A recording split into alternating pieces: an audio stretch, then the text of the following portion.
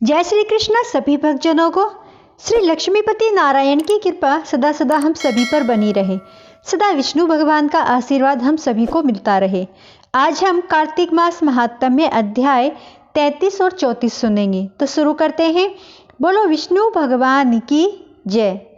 सूत जी ने कहा, इस प्रकार अपनी अत्यंत प्रिय सत्यभामा को यह कथा सुनाकर भगवान श्री कृष्ण संध्या उपासना करने के लिए माता के घर गए। यह कार्तिक मास का व्रत भगवान विष्णु को अति प्रिय है तथा भक्ति प्रदान करने वाला है।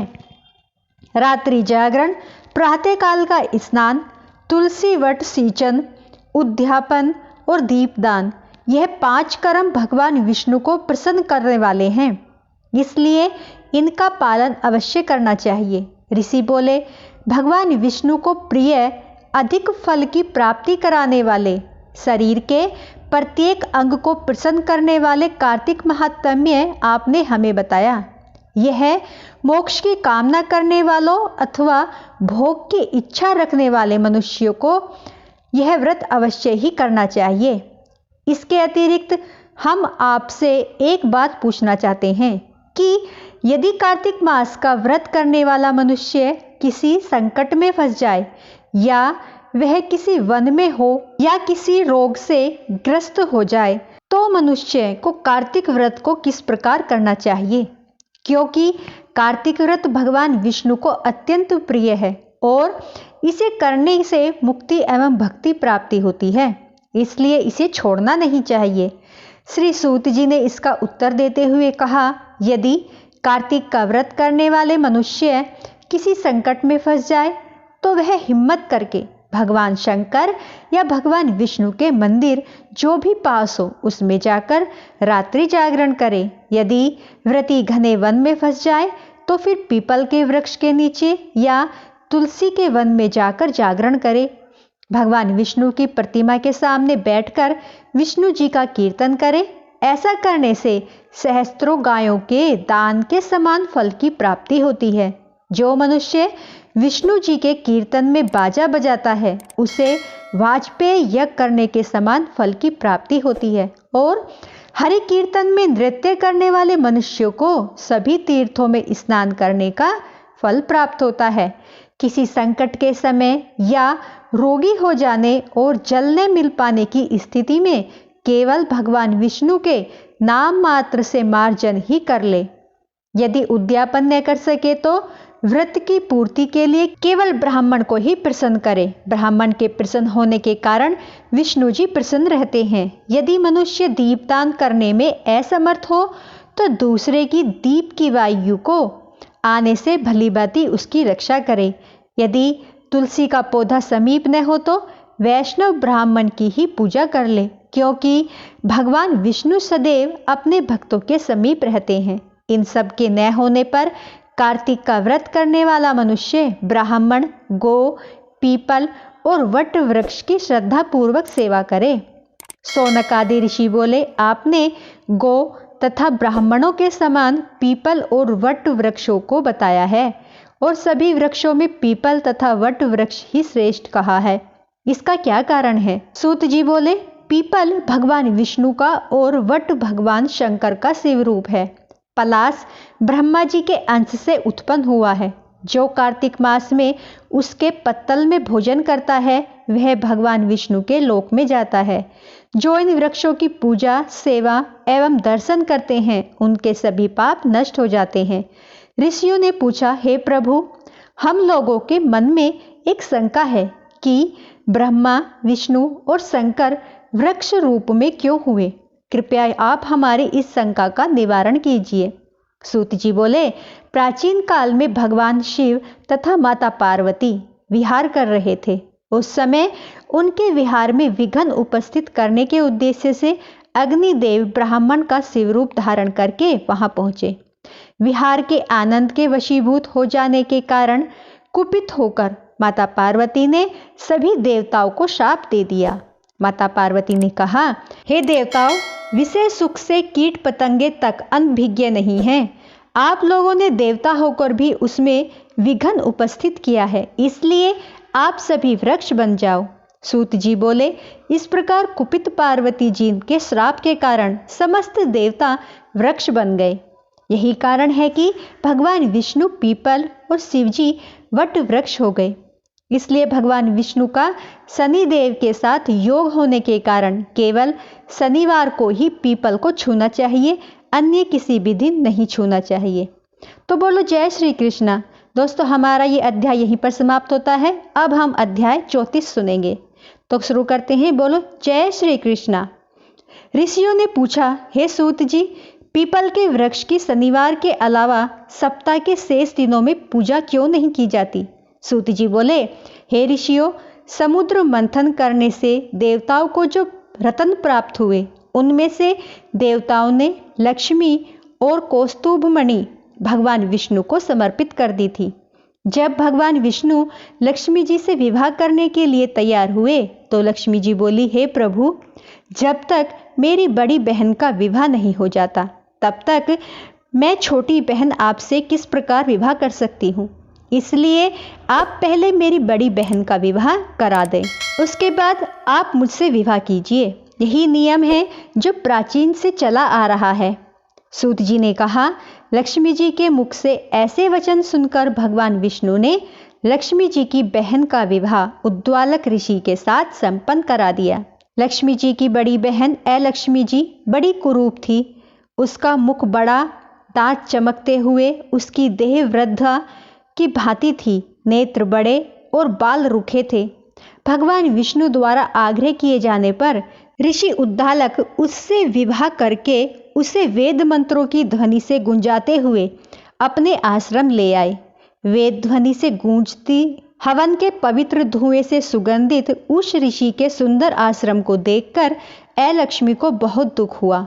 वह महर्षि उद्दालक से बोली, चूंकि इस आश्रम में वेद ध्वनि गूंज रही है, इसलिए यह स्थान मेरे रहने योग्य नहीं है, इसलिए आप मुझे यहाँ से अन्यत्र ले चलिए। उसकी बात सुनकर महर्षि उद्दालक बोले, तुम यहाँ क्यों नहीं रह सकती और तुम्हारे रहने योग्य अन्य कौन सा स्थान है, वह भी मुझे बताओ। अलक्ष्मी बोली, जिस स्थान पर वेद की ध्वनि होती हो, अतिथियों का आदर सत्कार किया जाता हो, यज्ञ आदि होते हो, ऐसे स्थान पर मैं नहीं रह सकती। जिस स्थान पर पति पत्नी आपस में प्रेम से रहते हो, पितरों के निमित्त यज्ञ होते हो, देवताओं की पूजा होती हो, उस स्थान पर भी मैं नहीं रह सकती। जिस स्थान पर वेदों की ध्वनि न हो, अतिथियों का आदर सत्कार न हो, यज्ञ न होते हो, पति पत्नी आपस में कलेश करते हो, पूज्य वृद्धों, सत्पुरुषों तथा मित्रों का अनादर होता हो, जहाँ दुराचारी, चोर, पर स्त्रीगामी मनुष्य निवास करते हो, जिस स्थान पर गायों की हत्या की जाती हो, मद्यपान, ब्राह्मण हत्या आदि पाप होते हो, ऐसे स्थान पर मैं प्रसन्नतापूर्वक निवास करती हूँ। सूत जी बोले, अलक्ष्मी के मुख से इस प्रकार के वचन सुनकर उद्दालक का मन खिन्न हो गया। वह इस बात को सुनकर मौन हो गए। थोड़ी देर बाद वे बोले कि ठीक है, मैं तुम्हारे लिए ऐसा स्थान ढूंढ दूंगा। जब तक मैं तुम्हारे लिए स्थान न ढूंढ लूं, तब तक तुम इसी पीपल के नीचे चुपचाप बैठी रहना। महर्षि उद्दालक उसे पीपल के वृक्ष के नीचे बिठाकर उसके रहने योग्य स्थान की खोज में निकल पड़े। परंतु जब बहुत समय तक प्रतीक्षा करने पर भी वे वापस नहीं लौटे तो अलक्ष्मी विलाप करने लगी। जब वैकुंठ में बैठी लक्ष्मी जी ने अपनी बहन अलक्ष्मी का विलाप सुना तो वे व्याकुल हो गई। वे दुखी होकर भगवान विष्णु से बोली, हे प्रभु, मेरी बड़ी बहन पति द्वारा त्यागे जाने पर अत्यंत दुखी है। यदि मैं आपकी प्रिय पत्नी हूँ तो आप उसे आश्वासन देने के लिए उसके पास चलिए। लक्ष्मी जी की प्रार्थना पर भगवान विष्णु लक्ष्मी जी सहित उस पीपल के वृक्ष के पास गए, जहाँ अलक्ष्मी बैठकर विलाप कर रही थी। उसको आश्वासन देते हुए भगवान विष्णु बोले, हे अलक्ष्मी, तुम इसी पीपल के वृक्ष की जड़ में सदैव के लिए निवास करो, क्योंकि इसकी उत्पत्ति मेरे ही अंश से हुई है और इसमें सदैव मेरा ही निवास रहता है। प्रत्येक वर्ष गृहस्थ लोग तुम्हारी पूजा करेंगे और उन्हीं के घर में तुम्हारी छोटी बहन का वास होगा। स्त्रियों को तुम्हारी पूजा विभिन्न उपहारों से करनी चाहिए। मनुष्य को पुष्प, धूप, दीप, गंध आदि से तुम्हारी पूजा करनी चाहिए, तभी तुम्हारी छोटी बहन लक्ष्मी उन पर प्रसन्न होगी। सूत जी बोले, ऋषियों, मैंने आपको भगवान श्री कृष्ण, सत्यभामा और पृथु नारद का संवाद सुना दिया, जिसे सुनने से ही मनुष्य के समस्त पापों का नाश हो जाता है और अंत में वैकुंठ को प्राप्त करता है। यदि अब भी आप लोग कुछ पूछना चाहते हैं तो अवश्य पूछिए, मैं उसे अवश्य कहूँगा। सूत जी के वचन सुनकर सौनक आदि ऋषि थोड़ी देर तक प्रसन्नचित्त वहीं बैठे रहे। इसके पश्चात वे लोग बद्री नारायण जी के दर्शन हेतु चल दिए। जो मनुष्य इस कथा को सुनता या सुनाता है उसे इस संसार में समस्त सुख प्राप्त होते हैं। तो बोलो जय श्री कृष्ण। दोस्तों, आज हमारा ये अध्याय यहीं पर समाप्त होता है। अब हम कार्तिक कथा सुनेंगे। एक बुढ़िया माई थी जो चातुर्मास में पुष्कर स्नान किया करती थी। उसके एक बेटा और बहू थे। सास ने बहू को फलाहार बनाने को कहा तो बहू ने खाली टिफिन ही रख दिया।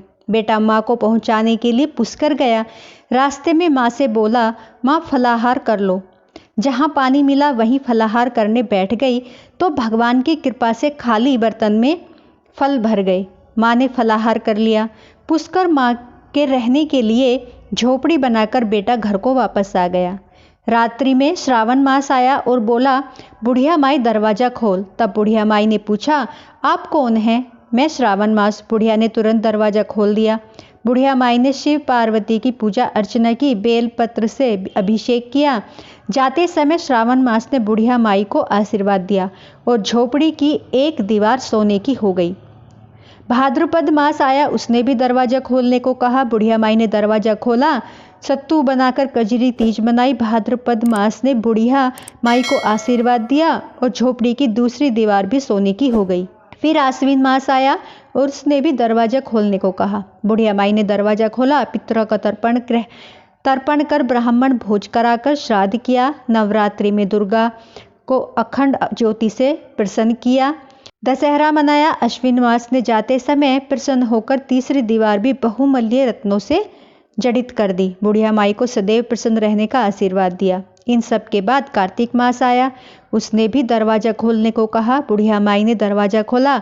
अति प्रसन्न मन से कार्तिक स्नान किया, दीपदान कर दिवाली, गोवर्धन पूजा, भैया दूज सब त्योहार मनाए। झोपड़ी के स्थान पर महल बन गया। कार्तिक मास ने भी उसे आशीर्वाद दिया।